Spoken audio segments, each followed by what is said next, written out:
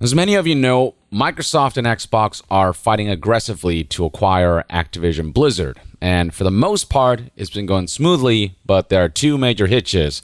The authority in the UK, the CMA, that has said no to that proposition, and Microsoft is even considering just straight up dropping out of the UK if that's the case. But then on the US side of things, there's the FTC who is trying to block this acquisition as well. And currently, Xbox and Microsoft are engaged in a legal battle with the FTC to prove that the FTC does not have a case, that this acquisition is not going to make for unfair competition, especially when Sony is the market leader. And even compared to Nintendo, Xbox is falling behind.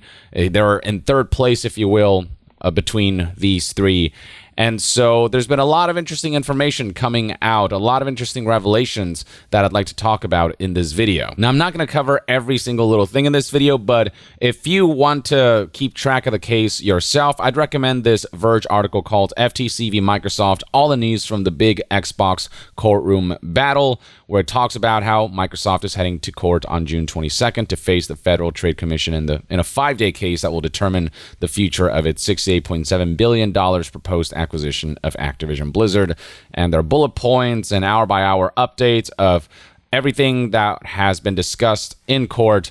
But what all of this ultimately has revealed is that the FTC is woefully unprepared to fight against Microsoft and Xbox. They have not made really much of a good argument about any of their major points about exclusivity. And if anything, Xbox and Microsoft, through their own evidence, they've presented a scenario where this is all extremely hypocritical and where the FTC is defending a market leader that engages in very similar practices to what they're claiming is bad for competition. One of the biggest bombshells that was dropped was regarding the Bethesda acquisition, and how the reason that happened is because, get this, PlayStation was trying to make Starfield exclusive to PlayStation. As Tom Warren reports here, Microsoft acquired Bethesda after hearing Starfield would be exclusive to PlayStation. When Microsoft heard Starfield was going to skip Xbox, Phil Spencer decided to buy Bethesda instead. The Verge published a full article on this, and here's the exact quote from Phil Spencer about all of this.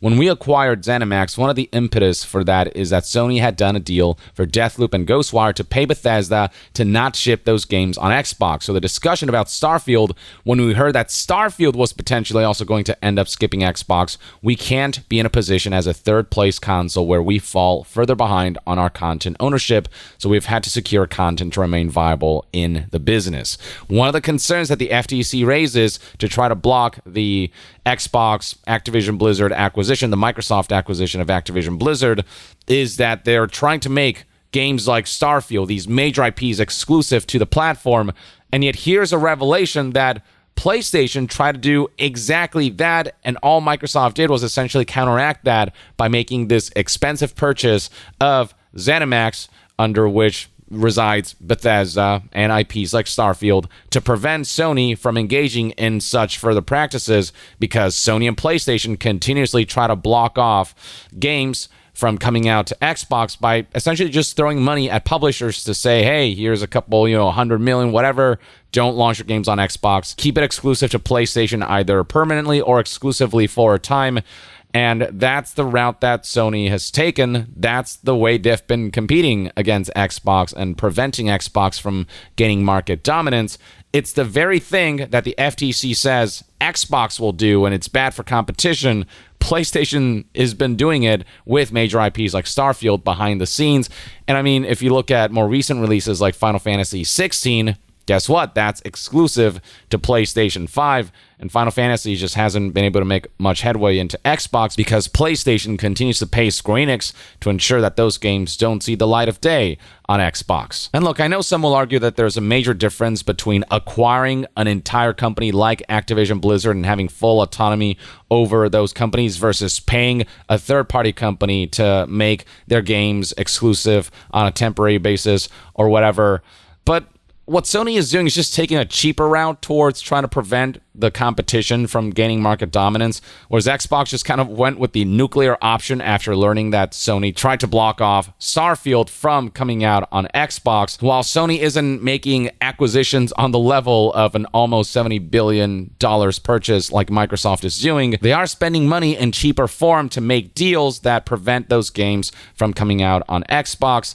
And while that doesn't allow Sony to have full autonomy over those companies like a major acquisition would, they are still influencing the release of those games. And so Xbox, feeling like Sony is just digging into places where they feel like if this game doesn't come out on Xbox and if this game becomes exclusive to PlayStation, then Xbox has no chance from coming out from third place. With that in mind, they felt like they had to purchase ZeniMax and Bethesda. So that's a really interesting revelation, and that, I think, really makes a strong case for Xbox and weakens the FTC's case that Xbox is doing all this crazy anti-competitive stuff when PlayStation is essentially, because of how hard they went with trying to prevent certain major releases from coming to Xbox, they instigated the move for Xbox and Microsoft to purchase ZeniMax and acquire IPs from Bethesda. Phil Spencer also emphasized that Sony does get 30% of any game sold on their platform, including Xbox ones, and that a lot of that revenue is essentially being used to make deals with companies so that those companies don't release their games on Xbox. He said, every time we ship a game on PlayStation, Sony captures 30% of the revenue that we do on their platform, and then they use that money among other revenue that they have to do things to try to reduce Xbox's survival on the market. Microsoft is a huge company, but as far as competitiveness in the gaming landscape goes, Xbox is not ahead of the pack. Sony is certainly the leader, and Sony is engaging in tactics that the FTC is castigating against Xbox, but not putting the same standards on PlayStation. So it's just, all of this has just weakened the FTC. Not to say that there aren't arguments to be made about Microsoft making such a major acquisition and the implications of that, but whatever the FTC is presenting in this court case, they're just completely botching this. If they are trying to show that this is bad for the industry and for competitiveness, the FTC so far has been fumbling and stumbling very incompetently. One of the points that the FTC raised is that Xbox might make certain skins exclusive, even if they do bring their games to all of the platforms out there, even if Xbox doesn't make certain major IPs exclusive to Xbox and release them on PlayStation. What if certain skins are exclusive to Xbox and incentivize people to buy the game on Xbox? Well, Sony does the exact same thing. The FTC cried that Xbox might get exclusive skins if it buys Activision Blizzard King, apparently unaware that Sony has been doing it for years. Here's Destin sharing a similar take. The FTC just said, imagine if you can only get a cool thing like a character skin on Xbox, but not on PlayStation. What would that be like? Me, I don't know. Sounds like a lot like what PlayStation has done the last 6 years. The FTC just, it feels like they really didn't do their research, and there's just this strong bias that feels undeniable. They're holding these two companies to very different standards, not to mention that PlayStation has done worse things, like if you look at Destiny and how they secured not just exclusive skins, but exclusive content, exclusive missions, timed and whatnot. And you can tell that even the judge of this entire case is starting to get fed up with the FTC's poor arguments and shenanigans. Here's a bit from Tom Warren from The Verge. Apparently, there was an audible oof in the courtroom after Judge Corley cut off the FTC's questions. I don't need that. I'm going to cut off your questioning, said Judge Corley, in regards to the FTC asking Phil Spencer to commit to releasing Call of Duty on cloud as well. It reads right here that Judge Corley cut in when the FTC was asking if Phil Spencer could legally bind Microsoft into keeping Diablo on PlayStation. A Microsoft lawyer objected, and Judge Corley said, your point has been made, move along. And then later, Judge Corley directly cut off the FTC's questioning of Spencer after the regulator's lawyer asked if Spencer could make a Call of Duty commitment for bringing the game to PlayStation's cloud service. I don't need that. I'm going to cut off your questioning, said Judge Corley. That was not even like an objection. Judge Corley stepped in with nothing from the lawyers and said, I've heard enough of this shit. Shut up. Like that does not tend to happen unless a judge is really like, you're just offering nothing for this case right now. You're just dragging things along or grasping at straws.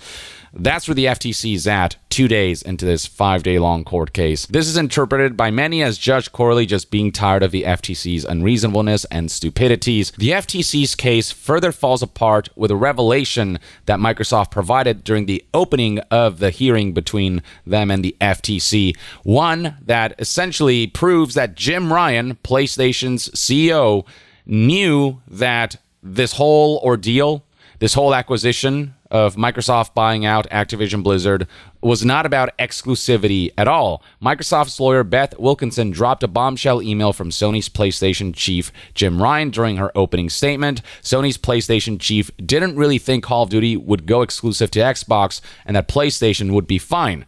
This has been the crux of PlayStation's entire argument. They've been saying Call of Duty is too big of a video game for one company to control. It is anti-competitive for Microsoft to acquire Activision Blizzard, and I don't believe in their promise that they're going to make Call of Duty available to other platforms as well. And yet, here's an email where Jim Ryan's like, I'm bullshitting about that. I actually know that they're going to make Call of Duty multi-platform because Microsoft and Xbox would actually lose money by making that exclusive because it sells so well across so many platforms, just like how it would be a stupid idea to make Minecraft exclusive because it sells so well that even if other platform holders take the 30%, Microsoft and Xbox benefit from how widely played and accessible Minecraft is. Same with Call of Duty. Jim Ryan knew this. He straight up said in his email, it is not an exclusivity play at all in regards to Microsoft buying Activision Blizzard. They're thinking bigger than that, and they have the cash to make moves like this.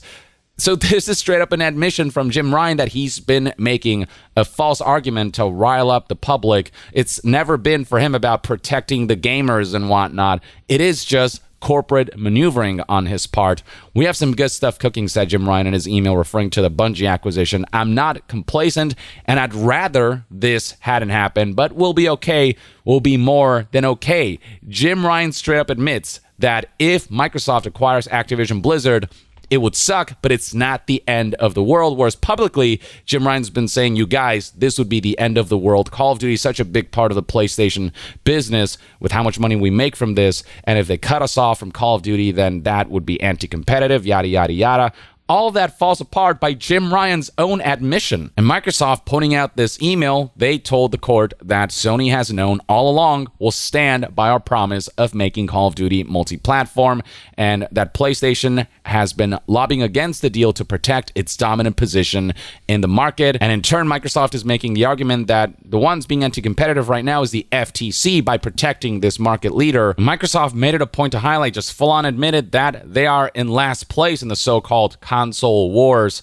Microsoft says Xbox has lost the console wars ahead of the FTC case today. Microsoft is keen to show Xbox is in third place. Microsoft reveals Xbox had 16% share of console sales in 2021 and 21% of the console install base. And there's a lot more than that. Again, read that Verge article, that piece where they summarize all of the goings-ons over the last 2 days, and there's more to come, so we'll see what kinds of other bombshells we'll hear throughout the course of these days. But right now, the general sentiment is that the FTC case is exceedingly weak. This is Richard Hoeg, a lawyer who is tuning into all this and just knows the circumstances here much more intimately. He says the FTC's case is exceedingly weak. And then in a separate tweet, Richard Hoeg said that, I gotta say, it feels like the FTC is in the weeds today. They're having trouble convincing that Xbox even would make Activision Blizzard games exclusive, and that's only half the argument they need to make. Good luck to them in establishing that exclusivity will have even a small effect on overall competition. That's why they're fighting so hard against Nintendo.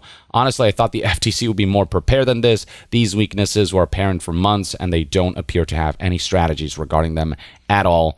Look, regardless of what your stance is on whether the Microsoft acquisition of Activision Blizzard is competitive or anti-competitive, whether you think it's a good thing or not, I personally don't have a horse in this race. I, one way or the other, don't care what the outcome is. This is ultimately still a corporate battle. Regardless of what your stance on all of this is, as things stand now, the FTC has done nothing to really move the needle all that much, at least in terms of sensible arguments, and all that's come out of this case so far is the hypocrisy of CEO Jim Ryan. There's a stark contrast between what he's saying in public versus what he's saying in private about what he believes about the Microsoft acquisition of Activision Blizzard. In public, he's saying this is anti-competitive and would make competition unfair. Internally, he's saying, this is not the end of the world for us. We'll be fine. We're in a good position, but let's try to stop this if we can, make up BS in the eyes of the public, and just straight up tell lies and say things like, oh, we're here to protect the gamers. No. Jim Ryan is there to protect corporate interests. I'm willing to keep an open mind and, listen to both sides of the conversation, but right now, this court case seems pretty damn one-sided. And the judge agrees to the point where they're cutting off the FTC mid-argument because the FTC is just not making good, convincing arguments that are sensible or reasonable.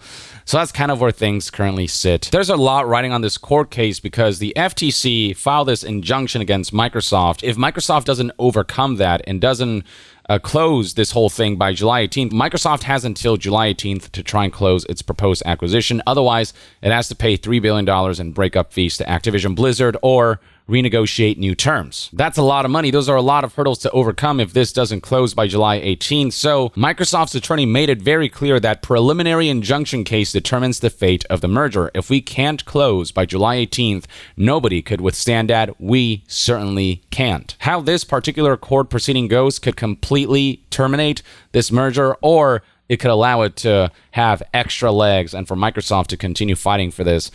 So we'll see how all of this plays out. So far, though, honestly, as far as the FTC stuff is concerned, unless the FTC has a much better case to present over the next coming few days, Microsoft is honestly looking like it's in a pretty good position. But that's one man's take on all of this, and this is the information that I have to present to you guys. Again, do your own research, look at The Verge's article, and look at all of the different summaries that are out there. It is a lot to digest. But in the meantime, let me know in the comments below what your thoughts and opinions are on all of this and how you think this will all ultimately play out. And to be further updated on all things gaming news, reviews, and discussions, stay tuned right here on Young Yeah. I'll see you guys next time. Young out.